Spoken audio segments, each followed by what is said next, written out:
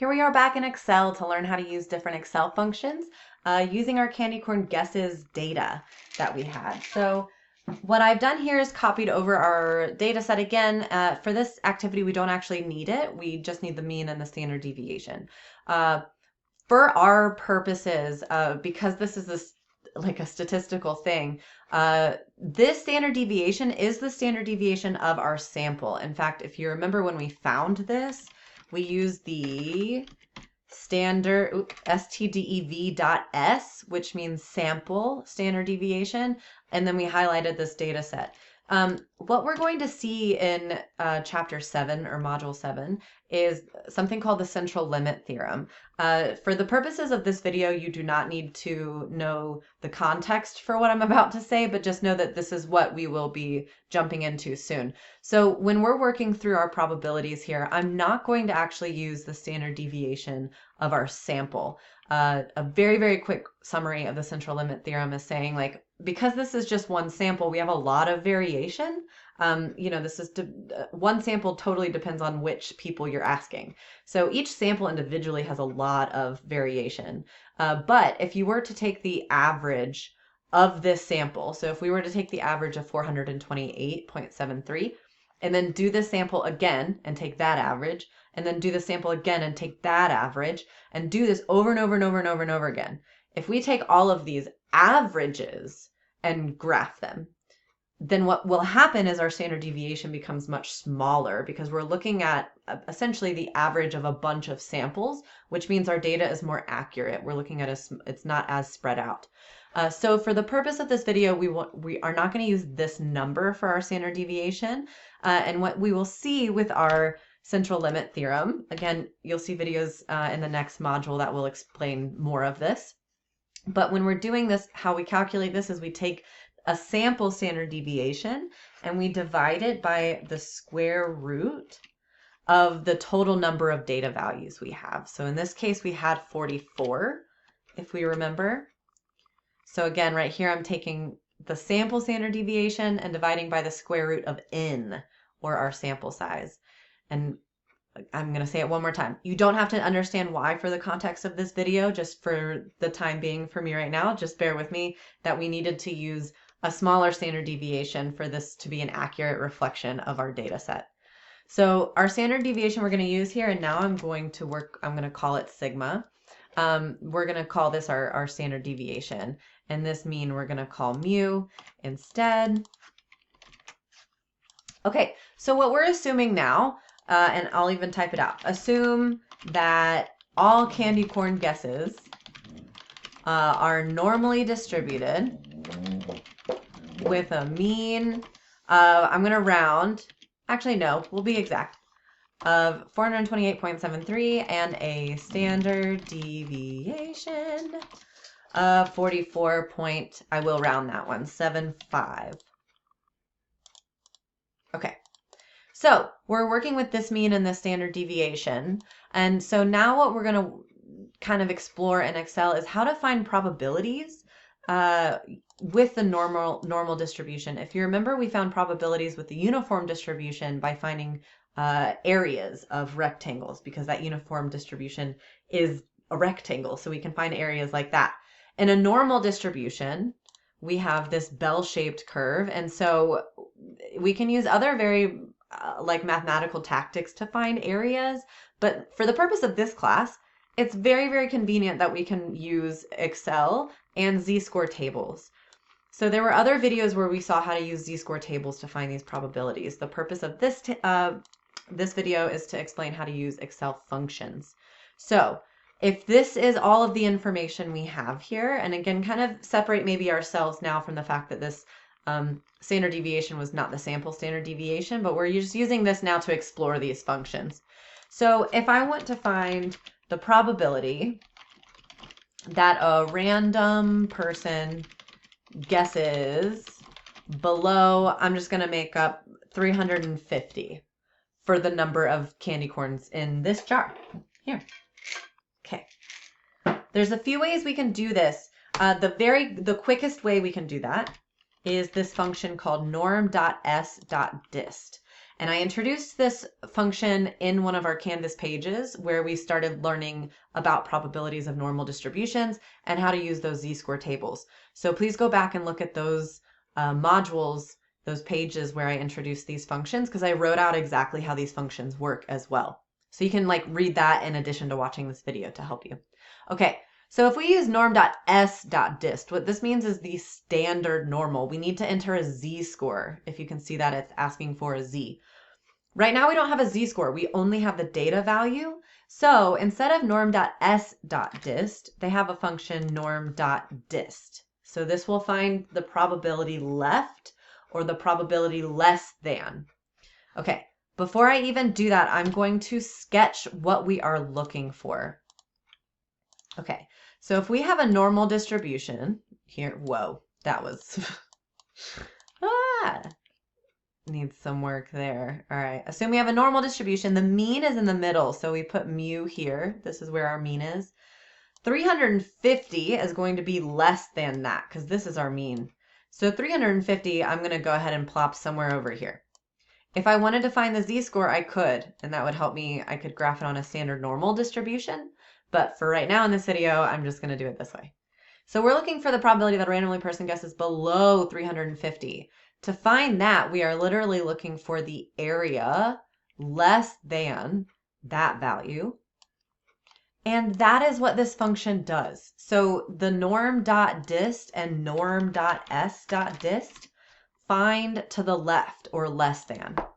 So what we can do here is type in 350. Here's what we're going to start learning in Excel that is going to be very convenient. So instead of typing in a lot of values now, I'm going to click on my mean. So notice it asks for the data value, then the mean, then the standard deviation. So to help myself out, I'm going to click on this mean so I don't have to type the whole thing, comma, click on the standard deviation, and then here, true. We are looking to accumulate. We are looking to find the area, the total area. So we're adding up that area. So that's why we want it to be true. Okay, this will find the probability to the left of. And notice that kind of makes sense that it's not much of the graph over here. And so this is the probability that a random person guesses below 350. I'm also going to draw here. Let's go ahead and find the z-score of this value. I know that we didn't do that before, but I'm going to show you how to use both of these functions, the norm.dist and the norm.s.dist. So if we want the z-score of this, if you remember, we can use standardize. We're looking at trying to find a z-score of 350, where the mean is this. So again, I'm going to click on that and click on the standard deviation. Okay, so this is the z-score of 350. So I'm going to come in here and now edit my picture so that we can kind of see what's going on. If I make this the standard normal distribution, so now we have z-scores on this axis instead of x values. My z-score of 0 goes in the middle. That's where our mu, our mean, goes. And then typically we have 1 standard deviation out to the side, 2, 3. 1, 2, 3. -1, -2, -3. Okay, so it does align here that where we drew this line is at about -1.75 here. So that's where we estimated that z-score for 350 to be. Okay, now if we wanted to use the norm.s.dist, so this is using the x value to calculate that. To find this using the z-score, which you may have to do, we're going to use the norm.s.dist. Again, that's the standard normal. Okay, so now we've calculated this z-score. So instead of typing this, I'm going to click here. And then again, 1 or true, either way, we'll do that adding. It'll add up those things. Okay, so we should get the exact same value when we do this. Nice. Okay, so the only difference here is that this one we used the data value, the x value of 350, and the norm.dist function converted it to a z-score, found the area, and then spit it back out. What this one does is because we found the z-score first ourselves, we can just enter that z-score, and then it goes and looks that up for us. Okay, but either way, we should be getting the same thing. Great. Okay, the only other thing now we're going to talk about is, well, what if we're not looking less than a value? What if we want to look greater than a value or between two values? So we talked about how to do this on those other Canvas pages, but here, now that we know how to use these dist functions, let's play around with these a little bit more quickly. So the probability that a random person guesses above, let's say 520. Okay, so the norm.s.dist and the norm.dist find the area to the left. In this case, we're looking to the right. We're trying to find the area to the right of something. So here, again, let's think of our norm, our standard normal. 520 would be above the mean. So 520 is somewhere over here, and we're looking above that value. If I use the norm.dist, that finds to the left or less than that value. So in order to find this probability, we have to take the total area, which is 1. So all under the curve has to be 1. And then we're calculating norm.dist. Again, I'm going to be using the x value so that I don't have to convert anything to a z-score. It just does it for me. Okay, so we're looking for the probability. If we do 1 minus this, it's finding the probability to the right or greater than. Okay, so now we can come up and grab our mean, comma, standard deviation. So enter those things again by clicking, and then 1 or true. And this will find the probability greater than that value. Okay, even more quickly, let's find, we want to find the probability that someone guesses between 350 and 520. So now we're looking at between this value and this value. If I draw this very quickly on a graph, this is where 520 is, the z-score. This is where 350 is. And we are looking for the area between these two values. So we can do this in one cell by finding the norm.dist of both and subtracting them. You could also find this in two different cells, which if I have time, I can show you as well. But here we're doing 520 is this higher value, which you want to use first. Then we're going to come grab our mean, comma, standard deviation, and I will hit 1. So if I hit enter right now, this finds the probability less than 520.